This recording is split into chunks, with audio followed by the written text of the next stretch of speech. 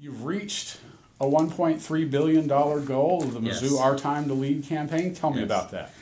You know, it's pretty amazing to actually reach 1.3 billion, and to recognize how much of our supporters are alums, friends, people who just care deeply about this university and how much they can impact our university. And it's a big deal to be able to get to 1.3 billion and think about how that's impacting our students, how it's impacting our faculty, how it's impacting our staff, and we continue to I continue personally to be amazed at how much the people who are affiliated with this university really care about it.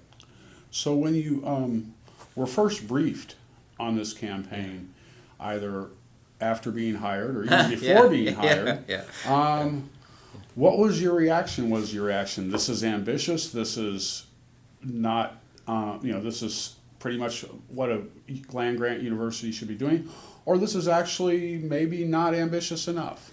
So one of the things that I did do is when I was first briefed, we talked about signature centers, right? We talked about infrastructure. We talked about some of the faculty, I think it was, awards around research is what we were looking for. But what I noticed wasn't actually explicitly in there, and I know it was in there, had to do with student success, right? So we made a fourth category, I think it was the fourth category, that actually explicitly put student success front and center in the campaign. That was one piece that I did want us to actually add in, was explicitly talking about our need to raise dollars for our students. Obviously all of these things help our students, but it's good when you can put it there explicitly. And the size, did you think that it was a reasonably sized, or very ambitious, not ambitious enough? Sorry. I mean, for us, it's the right size, right? It's ambitious. It's one that did mean we had to actually push to be able to get there. So yeah, I mean, I think it's a big deal for us to be able to get in that category where we're over $1 billion, so 1.3. And so what has your role been in securing some of these donations? Are you the closer sometimes? Are you the guy who says to Tom Hiles, I've got an idea for someone who would give that I knew at another university? You know, there's a great quote, and I don't remember exactly who said it, but you know, as a leader, I can't do anything without the team. The team can do everything without me, right? So a lot of this is our deans, our chairs, our faculty, working with people, right? Getting to know people, thinking about their ideas and what that might actually mean and how that could impact the students here, how it could impact society, and building those relationships. So I give a huge amount of credit to those people, the people who really are the front line talking to prospective donors. People have a great affinity to the unit that they were involved with at the institution, right? So if you think about it, J-school grads, that's where you connect, right? You connect with that school, or you connect with the department in even some cases, right? When I think back to where I graduated from the University of Iowa, I think about engineering, right? Electrical engineering specifically, the department that I was in.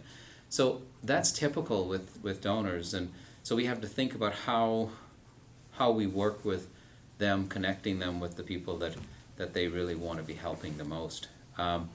There are some things where at my level and others, we talk about, you know, more global goals, and we think about, you know, things like the KC Scholars Program, where we worked with KC Scholars to put in place a scholarship program for the 800 students who are going to be coming from Kansas City, and how that actually is going to impact their lives. Those are things that I would be more involved in, because that's more institutional wide. You know, some of our larger signature centers, those individuals I tend to spend time with, and so I get to know a lot of a lot of our alums get to have an opportunity to talk to a lot of them, and we then think about, you know, what are their interests, and how does that work with what we're trying to accomplish, right? So it's really, how do you put in place and have people understand where is this university headed, and then they become excited about some of the things we're doing. So, have there been any large donations that you've had to say no to or try to redirect because they don't fit in the things that you're wanting to do at the university? We will always have discussions with people about, you know, what is it that you're trying to accomplish, and sometimes it might be the case that the way that they're trying to do it may not actually work in the best for us, and it actually may not accomplish what they want.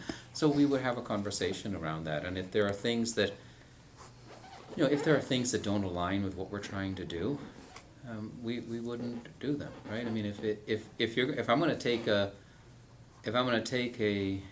gift, and you know the old adage, right? The gift that keeps giving, rather taking.